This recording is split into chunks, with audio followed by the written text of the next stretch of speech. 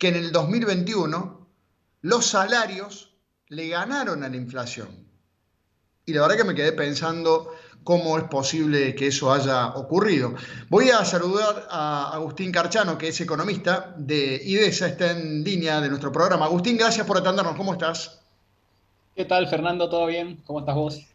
Bien, todo tranquilo. Hablábamos la semana pasada en la radio, en Cadena 3, y me quedé pensando para tener una charla más extensa. Primero, ¿vos creés que es como dice el INDEC, que los salarios el año pasado le ganaron a la inflación?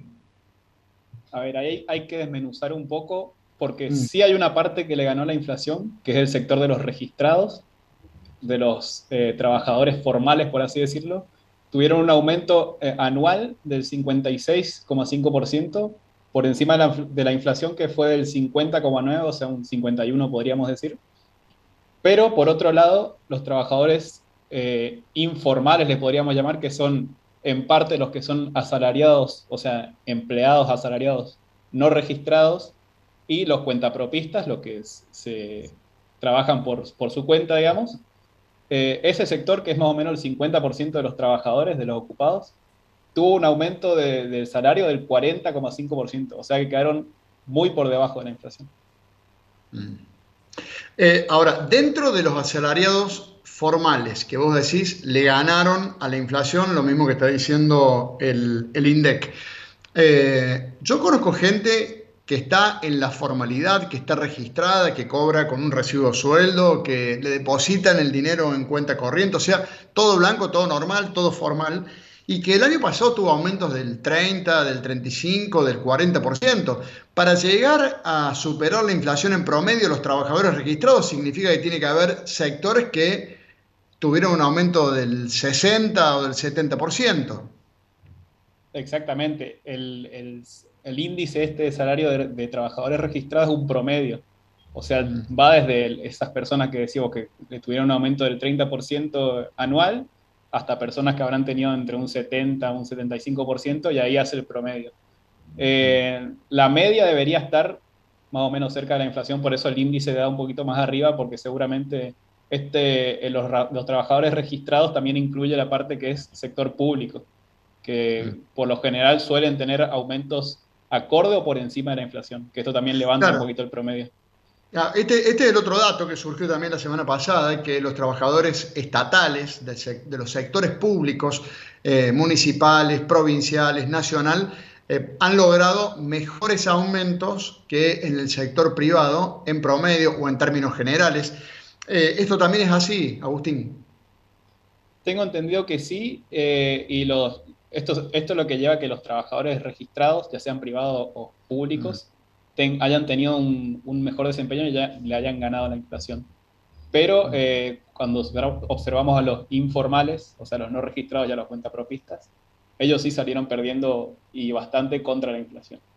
Claro. El dato relevante acá es que justamente ese sector de trabajadores informales es donde más cantidad de gente que está por debajo de la línea de la pobreza hay.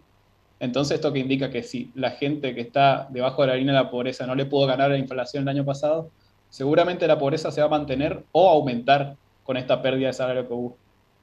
Sí, sí, leí ayer, creo, el fin de semana, algún artículo en alguno de los diarios nacionales que hablaba que la pobreza había bajado, pero muy poco, casi nada, del 38,5 al 38,1. O sea, prácticamente no se movió el porcentaje y la cantidad de pobres que hay en Argentina. Exactamente, sí. Y la inflación es uno de los impuestos, le podríamos decir, que más golpea a los pobres, justamente. Por eso Claro. cuando ni siquiera pudieron ganarle con el aumento salarial a la inflación, ya estamos viendo que la mano viene complicada justamente para este sector. Agustín, ¿le resulta siempre más fácil al Estado, repito, municipal, provincial, nacional, acceder a los aumentos que piden los gremios estatales y aplicar lo que muchas veces piden los gremios estatales, que son cláusulas gatillos, para que si aumenta un 50% la inflación, aumente 50% el sueldo, si aumenta 60% la inflación, aumente 60% el sueldo? Es más fácil para los estados ir detrás de la inflación, acomodándola, ajustándola al porcentaje que aumente. Esto es así en términos estatales, más fácil que en el sector privado. Sí, por lo general los trabajadores estatales están más protegidos, se podría decir, que los trabajadores privados.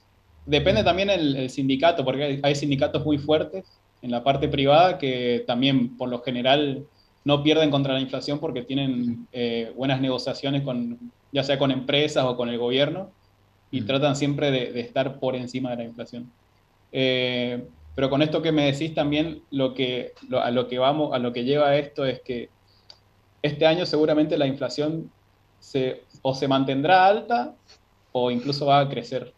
Porque lo que habíamos visto es que el gobierno puso un objetivo de paritarias del 40% y ya hace poquito las paritarias de comercio cerraron el anual, está bien que es de abril del año pasado a marzo de este año, pero ya cerraron en un 55. O sea que ya el objetivo se está viendo chico, digamos. Entonces, esas son presiones que van a hacer que la inflación seguramente no disminuya, sino que se mantenga en un nivel alto o se acelere incluso.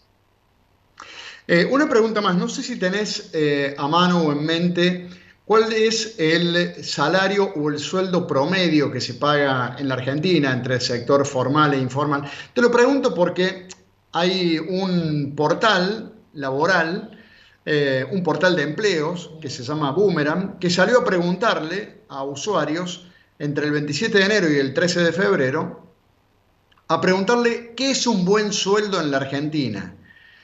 Y la mayoría contestó que un buen sueldo en la Argentina es ganar entre 80.000 y 100.000 pesos.